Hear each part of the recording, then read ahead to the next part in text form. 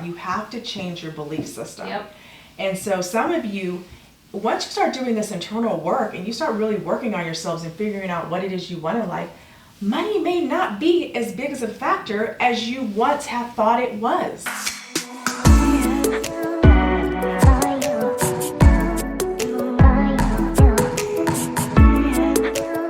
All right, so Jen's got the money green on for this conversation. Because we're going to talk about Money. the money mindset. Getting them coins. Getting those coins. How to never be broke again. How to never be broke again. I mean, I think, here's the thing. Let me say this first. I know certain people were born poor, or without. Yeah. You know what I mean? So I don't want to take away or discount anyone's experience. Does that make sense? And I want to be cognizant Absolutely. of that. At least for me, who I'm talking to is someone who, you have shelter, you have a home, you understand what I'm saying? Yes. And you feel like you're not able to get to wherever the next stage is, and you somehow feel like you're still broke. Yeah. Does that make sense? Mm-hmm. So, and the truth is, I think being broke is a mindset. Absolutely. I think it's a mindset. And I was sharing with Jen earlier, when I met Zell, my husband, I remember I used to be like, I'm so broke. And he would look at me like he always looks at me. He's like, hold on. Do you have food in your kitchen? Yes. Do you have gas in your car? Yeah.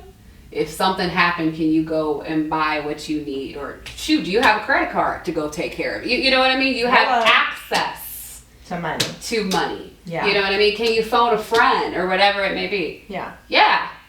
You're not. Yeah. And I'm like, I guess I'm not. You're not broke. Yeah. I'm not broke. That's not to say, though, I don't want more money.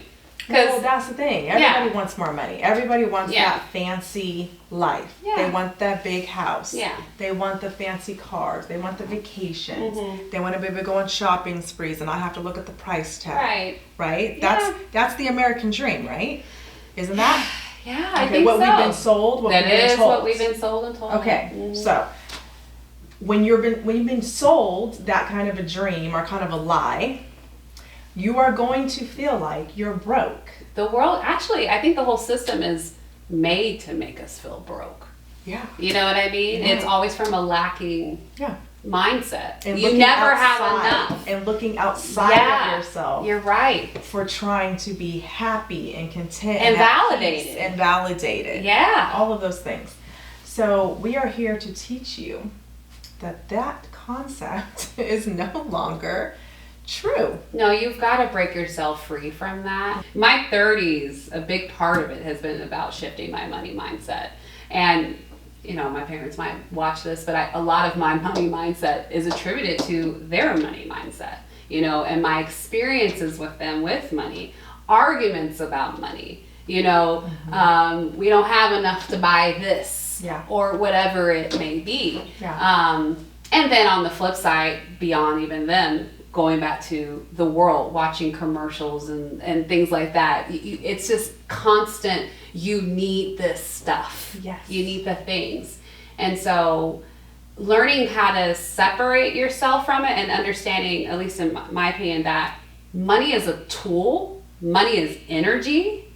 It's not the end all be all, but you can leverage it to get to where you want to go. Yeah, absolutely. Money is energy. Point blank period. Yeah. Money is only...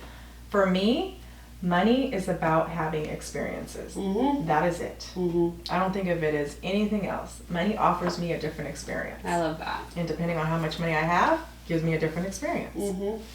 No, that's absolutely right. So, I'm sure you get a lot of people who are like, well, how do I make more money so I can have more experiences? Yeah. You know what I mean? Mm-hmm. And I do think a lot of it is about, again, shifting your mindset. Like, what are you doing to allow yourself to welcome in more money, to become a money magnet in a sense, Yeah. If you're constantly looking at it from a lacking, like I have nothing. I mean, if you're not practicing gratitude for what you got. If you didn't wake up this morning and say, thank you, universe, God, Muhammad, Buddha, whatever you believe in, mm-hmm. thank you for giving me life, thank you for letting me breathe. If you were actually laying in a bed, right, and you didn't thank you for letting me lay in this beautiful bed. If you didn't have your heater on last night, thank you for this warmth.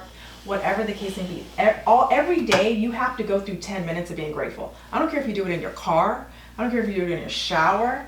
If you are able to wake up, yeah, it's a blessing. It's and a gift. Walk, yeah, and talk, and see. Mm-hmm. If you don't just start with those basics, if you're listening to this, if you can hear, if you can watch this, yeah, I mean, these are the basic things that you should be grateful for every single morning. mm-hmm. And then the second thing I would do is I would examine, where am I at in my life? Mm-hmm. Why am I not where I want to be? Yep. And what are my beliefs behind money? Yep. That has not allowed me to draw it into my life. Mm-hmm. And growing up, like you just said, you saw your parents maybe.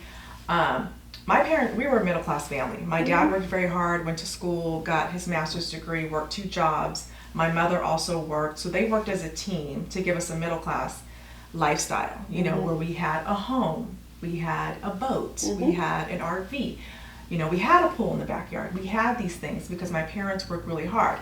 That doesn't mean that they didn't understand lack, because they both grew up very poor, but they were able to get to a certain level and be like, okay, I deserve this, I'm going to work hard for it, and I'm going to achieve these certain things. They essentially achieved the American dream. Absolutely. Yeah. I myself, being the child that I am, wanted to go even further. Right. I was like, I don't want to be like my parents and work a 9-to-5 job and have a 2-week vacation a year. I have to do better, and that's what most parents want you to do. They get you to a certain level, and it's your job to get to the next level. Absolutely. Right? That's how you build the generational wealth. That's how you build generational wealth. Yeah. So you have, but that's not to say that I didn't get pushback on my belief systems, because I don't believe money's evil. No, that's the thing. I think a lot of people think money is evil. Yes. All rich people are greedy. Right. You understand what I'm saying? Like, if you got more, you're selfish. Yeah. You know, and these were some of the things that I saw. I never really believed that, but I think, again, the world starts trying to train you to think that way. Right. Like, my upbringing wasn't exactly the same. My parents divorced when I was 6. Right. And they were always trying to figure it out. My dad was in the Army, later became a police officer. So we really didn't have much. I mean, I forgot what my dad said what his wage was when he had me at 21. And I'm like, I don't know how the hell you survived. But I'm thankful for the sacrifices he and my mother made in order for me to get here. When they divorced, things obviously shifted. My dad remarried. My mom didn't remarry until I was older and out of the house.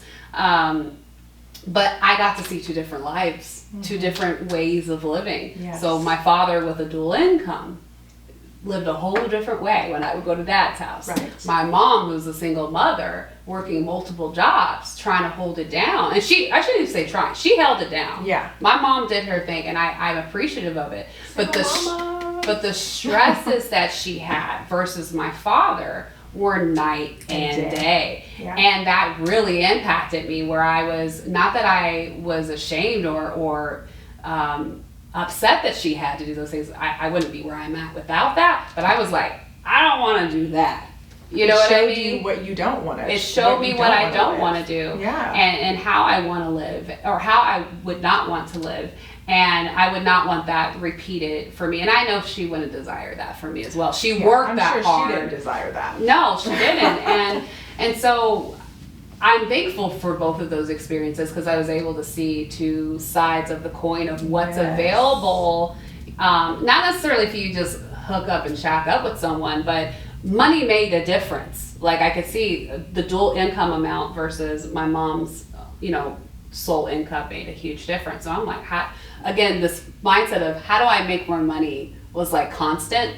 But it wasn't always, I think, the best way to go about things, to be honest, in hindsight. Right. I think it ended up, for me, developing this whole hustle mentality. Yes. Like, I didn't get very intentional. It was just more like, how do I accumulate more shit, more stuff? Does that make sense? Right. To look for a certain status.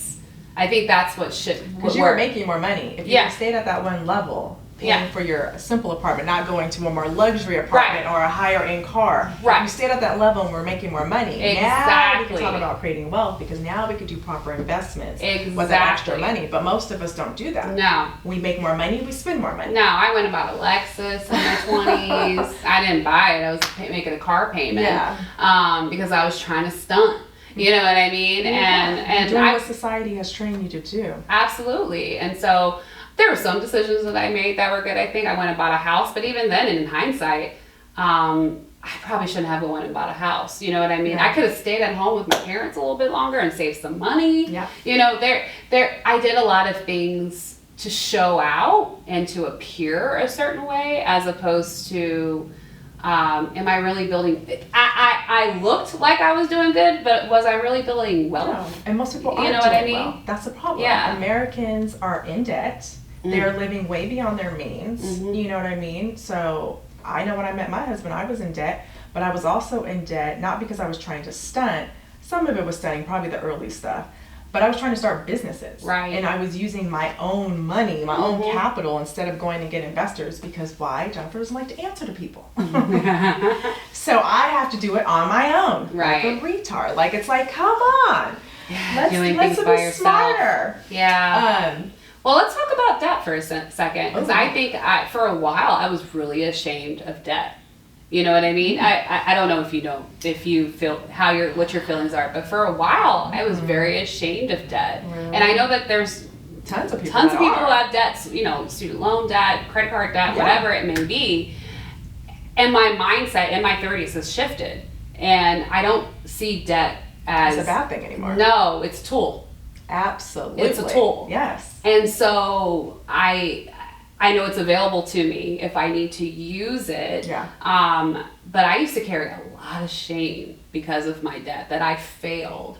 You know what I mean? That I made poor decisions, and that I don't know how to manage money. You understand what I mean? And so I would walk around with this shame in my head. Yeah. In my head, just let it cycling. I got you. I have a different, like I said, I have a different mindset about debt. I have debt right now. I'm not, full transparency, but we've made some decisions in our lives to shift that. You know what I mean? We went into debt trying to have our daughter. We've gone into debt with business. Most of our debt is business attributed now. And that's why you don't feel ashamed. No, I don't. Because I know there's a means to an end to it. You know what I mean? I know what I'm leveraging in order to get to the next thing. The debt wasn't going to buy designer clothes. No, That's different. There was, like I said, there was a period of time I was buying the bags, buying the Lexuses and all that stuff. Yeah. I have no desire to do those things anymore because, like you said, there's other experiences I want to buy. The experience of buying those things didn't last long enough for me. You already did it. Well, and I already did it. But I like buying experiences to go to Hawaii, or buying experiences to travel is one of the things I absolutely love doing. But even then, traveling in luxury, like traveling very nice. When you get there, you're in a 5-star hotel. You're eating at the best restaurants. You're not scraping together, saving. That's a different mindset. Oh man. You know? And that's what we don't want you to do, because you don't have to do that. You don't have to do that. I mean, kind of taking it back to basics, if you are struggling with your money, definitely sit down and take a look at how much you're making. Yeah, what's going on? What is your budget? You know what I mean? Take in consideration what exactly you've got going on. Yeah. And then I think you also just have to be honest about it and start talking about it. There's nothing to be ashamed of by any means. And then what can you do? What can you do to start making more money? You know what I mean? If you are trying to pay off this debt, what are some things you can cut? But I always like to look at it as, what can I do more of? Because I hear, the Dave Ramseys and all these people, they always say, cut expenses, cut expenses, cut expenses. Yeah. And I'm like, well, I really love the make more money, make more money. I mean, does that make sense? Absolutely. What gifts what innate gifts do I have that I can make more money? Or what other things can I leverage about myself to make more money, to use again as a tool to do the things that I want to do? Yeah, because what if we told you, if you own a home, to take more money out of it and make your mortgage go up? But you could take that money from your cash out to make more money.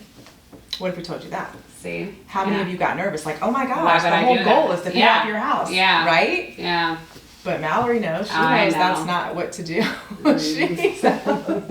So my husband is really good at this stuff. He's really good at helping people create wealth and to be reprogrammed. Yeah, he's been tremendous in terms of shifting mine. I think I met him when I was supposed to meet him. Met both of you. Yeah. You know what I mean? But had I not started confronting my money mindset, I would not have been ready for the conversations with you guys. You know what I mean? Yeah. So I think shifting your money mindset could just open up so many doors, I feel like. Yeah. You know? And understand that a lot of what you guys have been taught has not been correct. I hate to say it, but it's not. It's they want to keep you on, and when I say they want, I'm not getting conspiracy theory.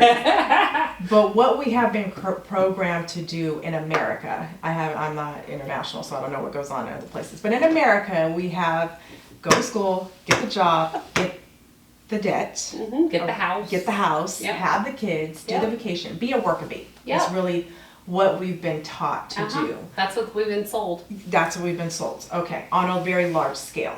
And you have to undo that mindset. That's why in our past episodes we talk about you have to change your belief system. And so some of you, once you start doing this internal work and you start really working on yourselves and figuring out what it is you want in life, money may not be as big as a factor as you once have thought it was. That was me. There was a certain point in time where I'm like, I want all this shit. Yeah. And at some point I got a lot of that. Yeah. And then on top of that, I'm like, what more do I want? And really what it comes down to, I want more time and I want more experiences. But that's, I think everybody at the end of the day, if once they start peeling back the layers, are going to see that. But when you peel back all that surface level shit. So, and that's the other thing. I still buy stuff. Don't get me wrong. I still get the thing. She got a nice little Tesla, honey. I don't know what she talking about. I go to Target and be dropping like damn it, Target. Listen. But I be adding the cart on Amazon. We're not saying we're not saying go sell all your shit and walk the earth. No. We're not saying that either. No, that's not what we're saying. But really I think what you're saying is so important. Like, why the hell do you even want more money? If you know what I mean? That's half the problem. I think that's everything. Honestly, yes. I think it's everything. It is. Like, what is that? I think that what they need to do is think about, you now have this money. What are you going to do? And you're probably going to say, I'm going to buy this. Okay, now you bought all this. Now what are you going to do? But even further than that, Mal, if they can, here's a tool, you guys. Visualize and feel what it is to have all that already. Listen, the biggest people who are broke are the ones who win the lottery.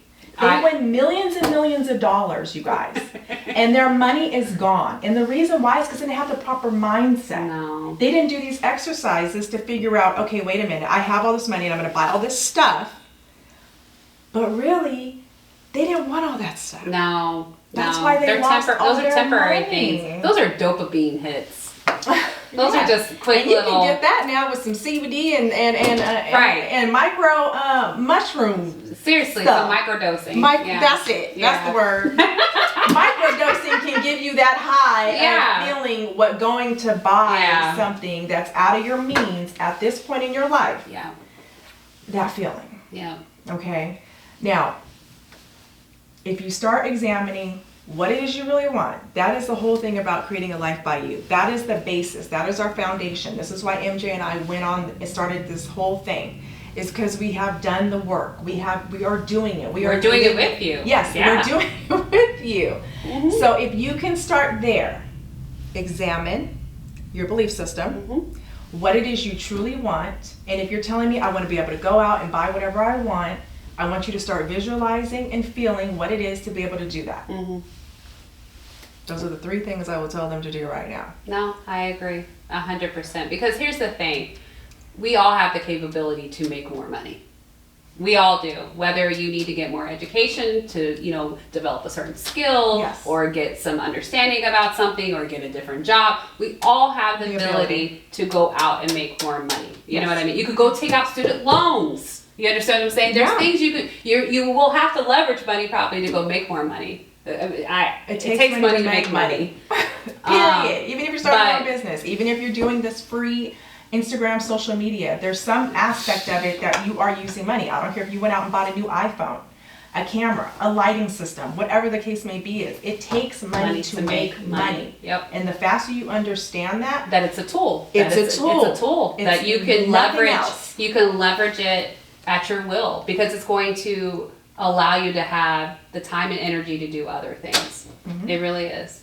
So I know we could talk about this forever. I'm talking about this for days, hours, weeks. I'm really interested to hear, what in your money mindset you might need to change or shift. You know what I mean? Mhm. Where do you feel like, do you feel like there's maybe shame, in To terms having money. to having money, or what are some of the misconceptions you might have about money that if you shed this, it will help you get to the next step to have more abundance of whatever the hell it is that you want. So share that in the comments. I would love to see that, and maybe we do a part 2. Maybe we bring Mark back on. Or tell us what else additional you would like to hear Yeah. from this pod. Like, you want us to go deeper into Yes. whatever. Yeah. Let us know, and then we can always address that in the next podcast. We'll do that. We'll see you guys next time. All right, take care.